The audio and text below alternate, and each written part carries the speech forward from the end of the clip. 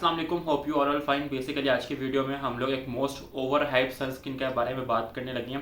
Basically ये sunscreen है for oily, acne prone and normal skin के लिए। And to my shock basically ये जो सनस्क्रीन है मुझे मेरे डर्माटोलॉजिस्ट ने रिकमेंड की थी। मेरी स्किन काफ़ी ऑयली थी आज से कुछ टाइम पहले, तो मैं जो है ना कोई सनस्क्रीन मुझे सूट नहीं करी थी अपनी स्किन के अकॉर्डिंग। एंड देन तब मैं स्किन केयर में इतना था भी नहीं, तो मैं अपने डर्माटोलॉजिस्ट से कॉन्टैक्ट किया, तो एंड देन ही डिस्क्राइब मी कि आप ये जो है ना ये सनस्क्रीन यूज़ करो। एंड देन मैंने उसे वही बिलीव किया और मैंने कहा चलो यार डर्माटोलॉजिस्ट से पढ़ा लिखा बंदा है, बंदे के बाद डिग्री है, तभी मुझे रिकमेंड कर रहा है। ये जो सनब्लो का ये बाय दी ब्रांड है जेनफार्म, it's their Spectra matte sebum control sunscreen with SPF 40 PA+++। जैसा कि आपने भी काफ़ी सुना होगा जेनफार्म के बारे में, अपनी मार्केटिंग काफ़ी करते हैं, इनकी काफ़ी प्रोडक्ट हैं जिसके बारे में आपने सुना होगा। एंड देन जहाँ देखा मैंने ऑब्जर्व किया इनके प्रोडक्ट को, इनकी जो तमाम प्रोडक्ट्स है ना वो काफ़ी ओवरऑल जो है ना ओवर हाइप्ड है। और ऑन दी अदर हैंड इतना जो है ना एक्सटेंड किस्म का जो है ना पाकिस्तान में कोई नॉलेज प्रोवाइड भी नहीं कर रहा स्किन केयर के ऊपर कि आपको बता सके कि यार कौन सी जो राइट प्रोडक्ट आपको यूज़ करनी चाहिए अपनी स्किन के लिए, देन कौन सी जो है ना प्रोडक्ट आपको यूज़ नहीं करनी चाहिए। Here I am to help you guys to find the right product. Basically मेरा मकसद ही यही है कि आपको जो है ना बेसिक स्किन केयर से इंट्रोड्यूस करवाना कि इंग्रेडिएंट किस तरह से वर्क करते हैं, देन किस प्रोडक्ट को चूज करना चाहिए या नहीं करना चाहिए। बेसिकली स्किन केयर का जो सबसे इंपॉर्टेंट स्टेप है ना वो है सनस्क्रीन। अगर आप सही अमाउंट में सनस्क्रीन यूज नहीं करें, सही अपनी स्किन के अकॉर्डिंग सही सनस्क्रीन यूज नहीं करें, तो आपकी स्किन केयर का कोई फायदा नहीं है। तो जिसे कहते हैं ना गेम चेंजर आपकी स्किन के लिए, वो हमेशा सनस्क्रीन होती है। तो जब भी आप लोगों ने सनस्क्रीन चूज करनी है ना, तो हमेशा अपनी स्किन के अकॉर्डिंग चूज करनी है, और उसके अलावा वो स्पेसिफिक इंग्रेडिएंट चूज करने हैं जो आपकी स्किन को जो है ना राइट अमाउंट में प्रोटेक्शन भी प्रोवाइड करें और आपकी स्किन के लिए सेफ और सूटेबल भी, आपकी स्किन के लिए हार्मफुल ना हो। हम लोग इस सनस्क्रीन के बारे में बात करते हैं। Basically they said this is for oily and acne prone skin and normal skin. इसके एडवांटेजेस के नॉन कोमोडोजेनिक है। नॉन कोमोडोजेनिक का मतलब है कि आपके जो पोर्स उनको क्लॉग नहीं करेगी। सेकंड, वाटर रेजिस्टेंट है, मतलब कि अगर आप इसके बाद पानी से मुंह भी धोते हो तो आपको जरूरत नहीं पड़ेगी दोबारा सनस्क्रीन अप्लाई करने की। देन ये दे सेड पैराबन फ्री है, परफ्यूम फ्री है, नॉन ग्लेस है, मतलब इसमें कोई हार्मफुल इंग्रेडिएंट नहीं है।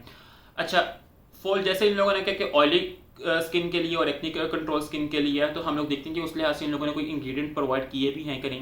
लोगों ने जब भी कोई सनस्क्रीन चूज करनी है ना, और स्पेशली मिनरल सनस्क्रीन की तरफ अगर आप जा रहे हो, तो आप लोगों ने देखना उसमें जो है ना जिंक ऑक्साइड या टाइटेनियम डाइऑक्साइड, और because these are the most safest ingredient जो आपकी स्किन को प्रोटेक्शन प्रोवाइड करते हैं फ्रॉम एनवायरमेंटल डैमेज भी और यूवी रेज डैमेज भी, और आपकी स्किन के लिए सेफ है।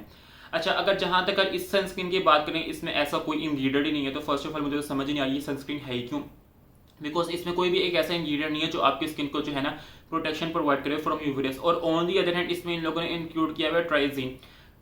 जबकि अगर आप बेसिकली मैं एक ऐसा स्किन केयर यूट्यूबर हूँ, मैं किसी भी जो है ना प्रोडक्ट को जो है ना उसकी जो है ना सिर्फ हाइप के बेस पे जज नहीं करता, मैं बैक्ड बाय साइंस, मैं साइंस की बेस पे जाकर उसको सर्च करता हूँ, उसके जो इंग्रेडिएंट है उसको रिसर्च करते हैं, तब जाकर जो है ना मैं प्रूफ के साथ आपसे बात करता हूँ। अगर हम लोग ट्राइजीन के बारे में बात करें, आप गूगल करोगे तो बेसिकली जो ट्राइजीन है ना वो आपकी स्किन के लिए पॉइजनस है, और स्पेशली अगर आपकी स्किन के ऊपर कट वगैरह, आपकी स्किन के ऊपर एक्नी है, और अगर आपने जो है ना एक्नी के साथ पंगे लिए हुए हैं, और अगर आप ये इसको यूज करते हो सनस्क्रीन को, तो आपकी स्किन के लिए इंतहाई ज्यादा डेंजरस है, बल्कि आपकी जो स्किन है उसको सेंसिटिव कर देगा और आपकी स्किन के ऊपर मोर एक्नी कॉज करेगा।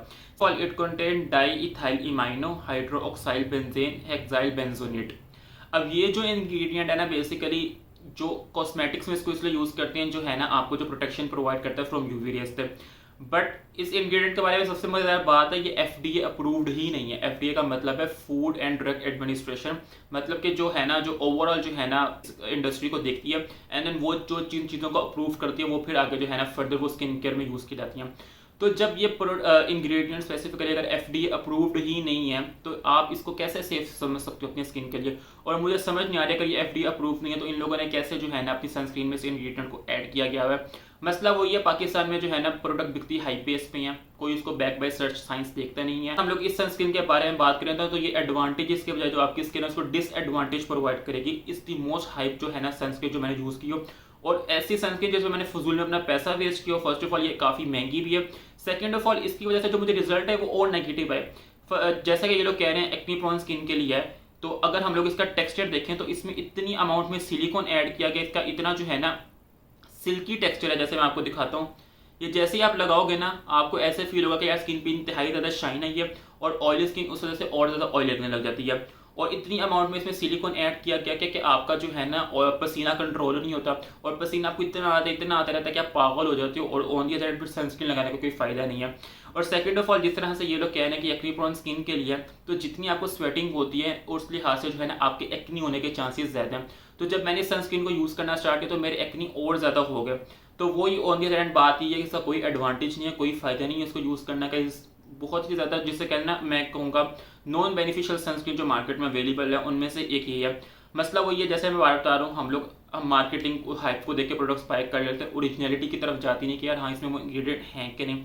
तो हम हमेशा ये बात करते हैं, हमने जब भी कोई प्रोडक्ट बाय करने इंग्रेडिएंट लिस्ट लेकर बाय करनी हो, जहाँ तक इसके इंग्रेडिएंट की बाय करें अच्छे, क्या मैं कहता हूँ स्किन के लिए वो सेफ नहीं है, तो आपको इस सनस्क्रीन को यूज़ करने का कोई फ़ायदा नहीं है।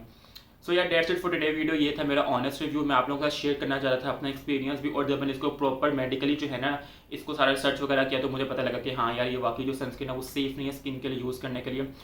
सो यार that's it for today video. If you like the video please do like and subscribe my channel, और जो है ना मैं डिस्क्रिप्शन में इंस्टा का लिंक दे दूंगा, आप मुझे वहाँ फॉलो कर सकते हो, अपनी कोई भी क्वेरी आप पूछ सकते हो, और कोई भी स्किन केयर प्रोडक्ट के अकॉर्डिंग आप रिव्यू चाहते हो तो आप मुझे है ना कमेंट में सजेस्ट कर सकते हो। ओके, तब तक के लिए टेक केयर, खुदा हाफिज़ एंड स्टे ब्यूटीफुल।